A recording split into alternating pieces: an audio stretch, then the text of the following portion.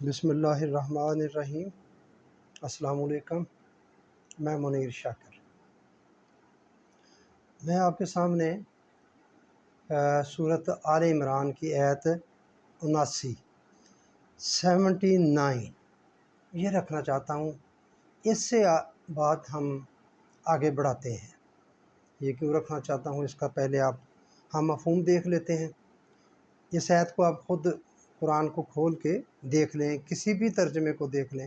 کوئی شرط نہیں ہے کہ فلاں ہی ترجمہ دیکھنا ہے، کوئی بھی ترجمہ والا قرآن آپ کے پاس ہے، کسی کا بھی جو بھی تفسیر ہے وہ دیکھ لیں، دیکھ سکتے ہیں۔ میرے پاس جو ہے یہ ہے وہ جو سعودی عرب سے لوگ لاتے ہیں، تو وہ قرآن پاک ہے، اس میں اس کا مفہوم بھی بیان کیا جاتا ہے، ترجمہ، اور ساتھ تھوڑی سی تشریح بھی اس کی جاتی ہے۔ یہ سعودی عرب والے مالکی مسلک کے ہیں، ان کے پیروکار ہیں۔ جو یہاں پاکستان میں ہیں یہ غیر مقلد جو کہلاتے ہیں، جو اہل حدیث کہلاتے ہیں، یہ اور ان کا آپس میں کافی ملتے جلتے عقائد ہیں، ایک جیسے عقائد ہیں، یہ ان کو فالو کرتے ہیں، یہ ان کو کرتے ہیں، ان کی کافی مدد بھی ہوتی ہے۔ بہرحال یہ اس کا مفہوم، کسی ایسے انسان کو جسے اللہ تعالیٰ کتاب و حکمت اور نبوت دے، یہ لائق نہیں کہ پھر بھی وہ لوگوں سے کہے کہ تم اللہ تعالیٰ کو چھوڑ کر میرے بندے بن جاؤ، بلکہ وہ تو کہے گا کہ تم سب رب کے ہو جاؤ، تمہارے کتاب خانے کے باعث اور تمہارے کتاب پڑھنے کے سبب، اس طرح تم اللہ کے بندے بن جاؤ۔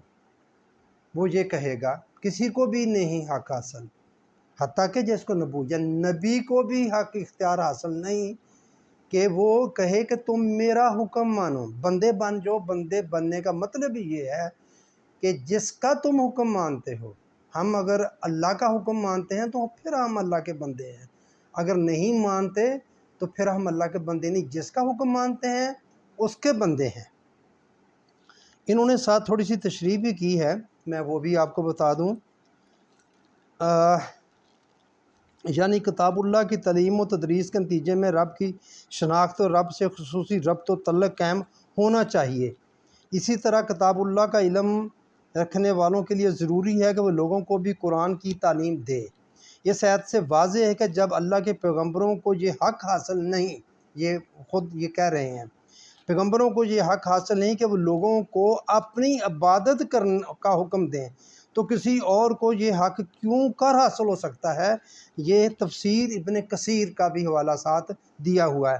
دیکھیں، وہ لوگوں کو اپنی عبادت، یہاں تھوڑی سی گڑبڑ کر دی ہے۔ بات ہے اللہ کے حکم، عبادت کیا ہے؟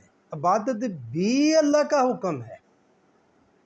عبد کا معنی بھی یہ ہے کہ جو اس کا حکم مانے، جو اللہ کا حکم مانے، تو عبادت بھی اللہ کا حکم ماننے کو کہتے ہیں۔ یہ کوئی پوجا پاٹ والی بات نہیں ہے۔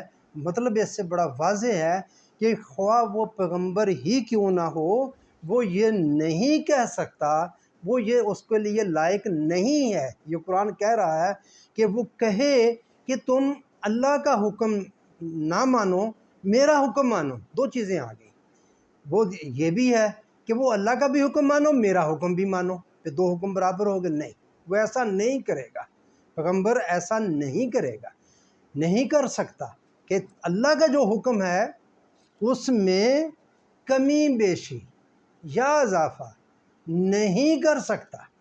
اگر کرے گا وہ تو پھر اس کا حکم ہو گیا۔ جب وہ اس میں کمی بیشی کر ہی نہیں سکتا، اختیار ہی نہیں ہے، تو وہ کیوں کہے گا کہ تم اس کی پیروی کرو، اس کو بھی مانو؟ میں بات آگے بیان کرتا ہوں۔ دین جو ہے یہ بھی اللہ کی تابعداری ہے، اللہ کے حکم ماننا ہی ہے۔ میں اس کا بھی آپ کو حوالہ دے دیتا ہوں چلتے چلتے۔ یہ میرے آ گئی تھی سامنے آیت، یہ ہے آل عمران کی، جی بالکل جی 83 ساتھ ہی ہے، 83 نمبر آیت۔ کیا وہ اللہ تعالیٰ کے دین کے سوا، دیکھیں یہاں دین کی بات، دین کے سوا اور دین کی تلاش میں ہے؟ یہ سوال کرتا ہے اللہ تعالیٰ، حالانکہ تمام آسمانوں والے اور سب زمین والے اللہ تعالیٰ ہی کے فرما بردار ہیں۔ فرما برداری کو دین کے مترادف کے طور پر پیش کیا ہے، یعنی کہ کیا کسی اور کی فرما برداری کی تلاش میں ہے کہ ہم کسی اور کی فرما برداری کریں، کسی اور کا حکم مانیں؟ نہیں، اللہ کا ہی حکم مانیں۔ یہی دین ہے، اللہ کا معنی ہی یہ ہے۔ اللہ، الہ، معبود جس کا حکم مانا جائے، اس کے ساتھ ال لگ گیا، خاص ہو گیا معبود۔ وہ جب وہ معبود خاص ہوا تو اللہ بن گیا۔ اللہ وہ جس کا حکم مانا جائے، بس جس کا حکم مانا جائے وہ ہے۔ تو کیا ہوا؟ پیغمبروں کو بھی حق حاصل نہیں ہے کہ اس کے حکم کے سوا کچھ اور کا وہ حکم کرے اور اس کی پیروی کا کہیں۔ میں یہ بات کیوں کر رہا ہوں؟ یہ آیت آپ نے یاد رکھنی ہے، آل عمران کی 79 نمبر آیت۔ اب دیکھیں، قرآن پاک ہے، اس کی آیات آئیں، نازل ہوئیں، کیا نبی کو حق حاصل تھا کہ اس میں کمی بیشی کر دے کوئی؟ نہیں ہوئی۔ بالکل ہمارا ایمان ہے کہ اس میں زبر زیر کچھ بھی نہ اضافہ ہوا نہ کمی، نبی نے سچ جیسے نازل ہوا ویسے ہی آگے امت کو پیش کر دیا۔ بالکل نہیں، یہ بھی حکم ہے، اللہ کے آیات ہیں، حکم ہے۔ اور جو فرائض ہیں جن کو کہا جاتا ہے کہ وہ بھی اللہ نے حکم دیا ہے، اللہ نے فرض کیے ہیں، وہی ہوئے نا، وہ فرض ہوئے۔ اس میں نبی کمی بیشی کر سکتا ہے؟ نہیں کر سکتا، اور نہیں کرے گا۔ جیسے وہ ہوا ہے فرض، اس کو ویسے ہی وہ رہنے دے گا، اس میں کمی بیشی وہ اس آیت کی روح سے۔ یہ آیت کو آپ نے سامنے رکھنا ہے، 79 کو۔ وہ کسی بھی فرض کو، چیز کو وہ نہیں کر سکتا، نبی بھی نہیں کر سکتا، کسی بندے کے لیے بھی جائز نہیں ہے۔ بات میں بس یہی کرنا چاہتا ہوں، اگر آپ سمجھیں تو بہت یہ آگے لمبا کھلر جائے گا، بن جائے گی بہت ساری بات۔ اب دیکھیں، اللہ تعالیٰ نے بہت ساری چیزیں ہم پر فرض ہے، حکم دیے ہیں، یہ کرو اور یہ نہ کرو۔ نہ کرنے کا بھی حکم ہے، کچھ چیزوں کے بارے میں یہ مت کرو، امر بالمعروف اور نہی عن المنکر، ان سے روکا گیا ہے، یہ سب فرض ہے۔ اب جو فرض ہیں اس میں نبی نہیں کر سکتا کچھ بھی۔ قرآن آیات کا میں نے آپ کو حوالہ دیا، قرآن کا حوالہ دیا، اس میں کوئی زبر آگے پیچھے نہیں کر سکتا، اور نہیں کیا گیا، نہیں ہے، ہمارا ایمان ہے۔ باقی فرائض کی طرف آ جائے، جو سب سے نازک مسئلہ ہے جو میرے سامنے آیا، جہاں سے میرے ذہن میں یہ بات آئی، وہ نماز ہے، صلاۃ ہے۔ نماز فارسی کا لفظ ہے، صلاۃ اصل عربی کا لفظ ہے کہ صلاۃ کیا ہے۔ دیکھیں، یہ فرض ہوئی 10 نبوی کو، کہتے ہیں معراج کے موقع پر 50 ہوئیں، 50 سے یکدم کم ہو کے 25 ہو گئیں، 25 سے یکدم پھر کم ہوئی تو 5 رہ گئی، اور وہاں بھی موسیٰ علیہ السلام مطمئن نہیں ہوئے، اور نبی کریم صلی اللہ علیہ وآلہ وسلم کو پھر کہا کہ آپ جائیں، اس سے بھی کم کروائیں، 700۔ یہ سب سے زیادہ ذکر قرآن میں تاکید جو ہے وہ صلاۃ کی ہے، پہلے انبیاء کرام پر بھی اور پہلے بھی۔ طریقہ اس کا نہیں جس طرح ہم پڑھتے ہیں، یہ میں بات آپ کے سامنے کرنا چاہتا ہوں کہ نبی کو جو فرض ہے وہی کرنا ہے، اس میں اضافے نہیں کر سکتا، اضافے نہیں ہو سکتے۔ تو پھر سنتیں کیا ہیں؟ یہ کہاں سے آ گئی؟ نبی نے کیوں ان میں اضافہ کیا؟ یہ سنت موقدہ، سنت غیر موقدہ، یہ کیا ہے؟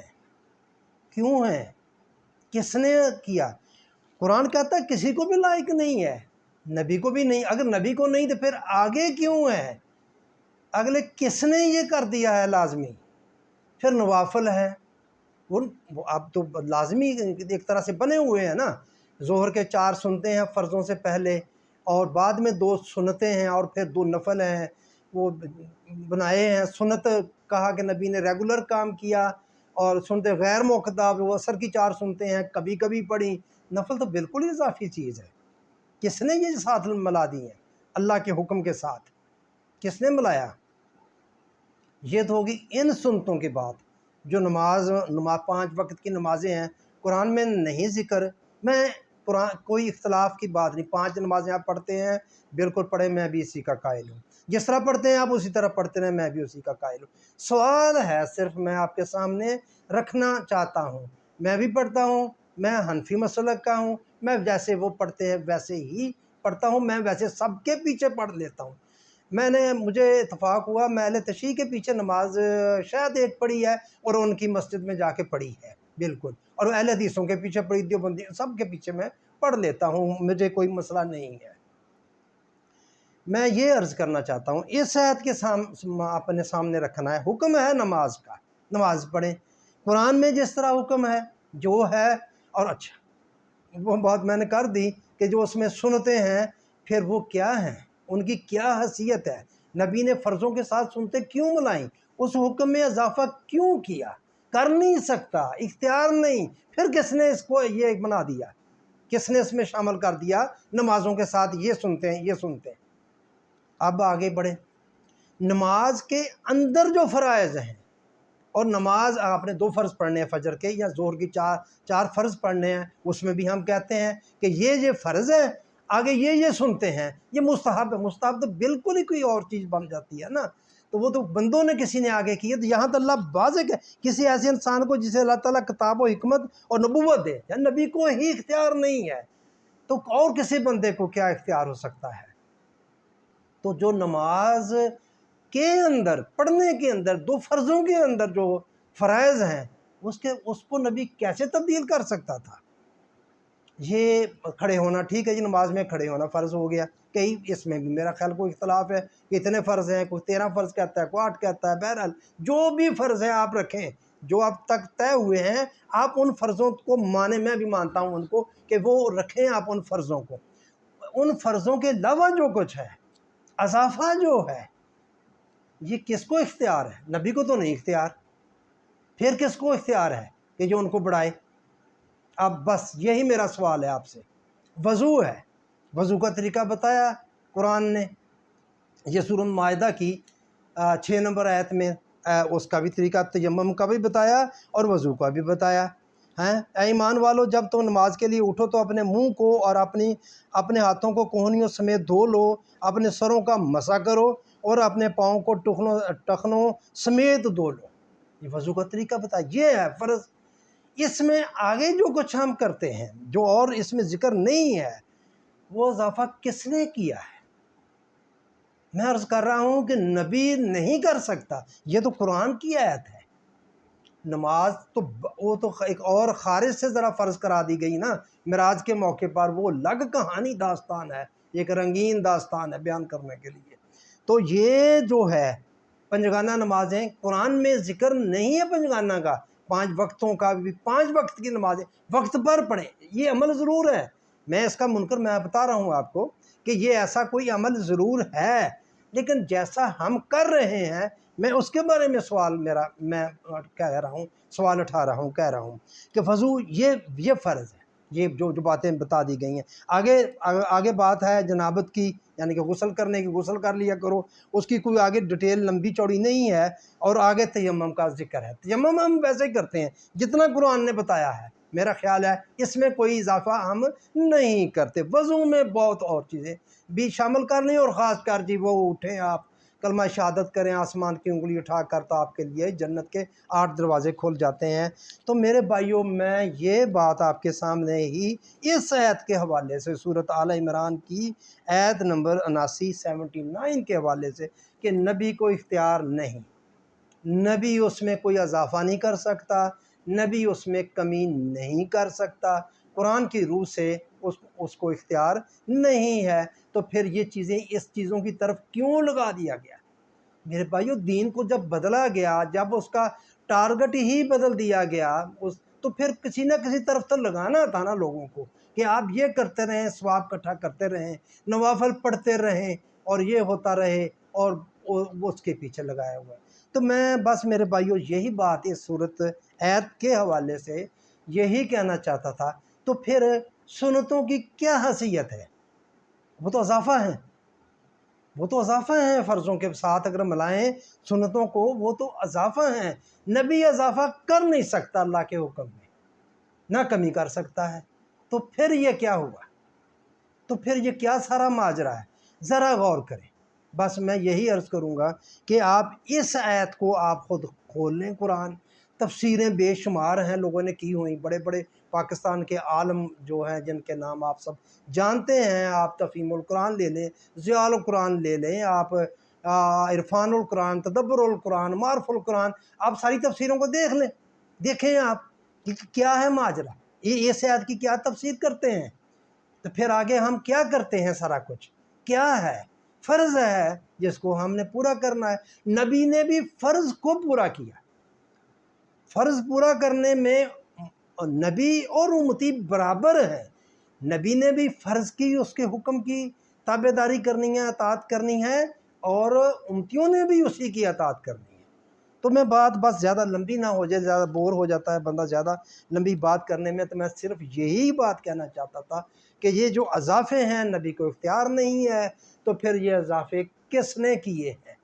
یہ کسی کو بھی اختیار نہیں ہے، کسی کو بھی اختیار نہیں ہے، تو پھر یہ سب کچھ کیا ہے؟ اللہ کیسے مان لے گا اپنے حکم کے ساتھ کچھ اور اضافوں کو یا کمی کو؟ کہہ دیا اس نے، اختیار ہی نہیں ہے۔ تو بس یہ غور مثال کے لیے میں نے آپ کو وضو کا بتا دیا، اور خاص کر نماز کا بتا دیا۔ نماز کے بارے میں بہت باتیں کی جاتی ہیں، جب بھی روایات پر بات ہو، ایک تو جب بھی کوئی بندہ تھوڑا سا بھی اگر کوئی شک کا اظہار کرے کسی روایت پر، تو فوراً فتویٰ لائے، یہ تو منکر حدیث ہے، چھوڑو جی اس کی بات کو۔ ہوا بھی ہے غلام احمد پرویز صاحب کے ساتھ، بس منکر حدیث سائڈ پہ کر دیا گیا، یہ حدیثوں کو ہی نہیں مانتا یہ بندہ، تو اس کی کیا بات سننے؟ تو میرے بھائیوں، یہ بات غور کرنے والی ہے۔ تو نماز کے بارے میں فوری سوال آتا ہے، اگر آپ روایات کو نہیں مانیں گے تو آپ نماز کیسے پڑھیں گے؟ تو اب اس آیت کو دیکھ لیں، کیسے پڑھیں گے بھائی؟ وہ تو کہتا ہے کہ کسی کو اختیار ہی نہیں ہے، حق ہی نہیں ہے کسی اور کو، جو فرض ہے بس وہی ہے۔ تو فرض کیا ہے؟ جو اللہ نے حکم کیا ہے، قرآن میں ہے جو کچھ۔ وضو کا طریقہ آ گیا، تیمم کا طریقہ آ گیا، صلاۃ کا طریقہ کتنا کا ہے، کھڑے ہو جو، رکوع کرو، سجود کرو، کیا ہے اور بتا دیں آپ؟ ہے تو صحیح نماز، میں نہیں کہتا صلاۃ نہیں ہے۔ وضو، پہلے وضو اٹھنا، نماز کے لیے اٹھنا، کوئی چیز تو ہے نا، کوئی صلاۃ کے لیے اٹھو تو وضو کر لو، تو کوئی چیز تو ہے نا، وہ قصر نماز ہے، قصر کر لو، ہیں کوئی چیز تو ہے نا وہ۔ تو پھر کیا پڑھنا ہے، کیا کرنا ہے؟ کیا ہمیں اس کی تلاش نہیں کرنی چاہیے کہ اصل چیز کیا تھی، کیا کرنا ہے؟ مجھے نہیں پتا، یہی میرا سوال ہے کہ آپ مجھے بتا دیں، آپ مجھے میری رہنمائی کر دیں، تو پھر اس آیت کی روشنی میں تو وہ کیا چیز تھی؟ تو بس میں یہی بات بار بار کیا کرنی، وہی بات میں آپ سے عرض کرتا چلا رہا ہوں۔ آپ میں اس بات کو آگے بڑھانے کے لیے آپ میرے مددگار بن جائیں۔ میں تو یہ کہتا ہوں دین کی بات کو، قرآن کی بات کو، تو آپ چینل کو سبسکرائب کر دیا کریں، لائک کر دیا کریں، شیئر اور کمنٹس پلیز ضرور کیا کریں، اور کر دیا کریں، میری رہنمائی کر دیں ذرا، خصوصی طور پر اس سوال پر، یہ جو بات ہے میری جو میں عرض کر رہا ہوں، اس پر آپ، میں چاہوں گا کہ کوئی نہ کوئی آپ ضرور کمنٹس کریں، بتائیں کہ کیا کیا جائے، کیا ہونا چاہیے، کیا ہے یہ چیز، پھر ساری کی ساری جو یہ سنتیں کیا ہیں، پھر ان کی ذرا آپ مجھے حیثیت بتا دیں کہ دین میں یہ جو ہم نے نمازوں میں سنتے جمع کی اور فرض کے اندر جو سنتے ہیں ان کو بتا دیں۔ مہربانی، آپ کا شکریہ۔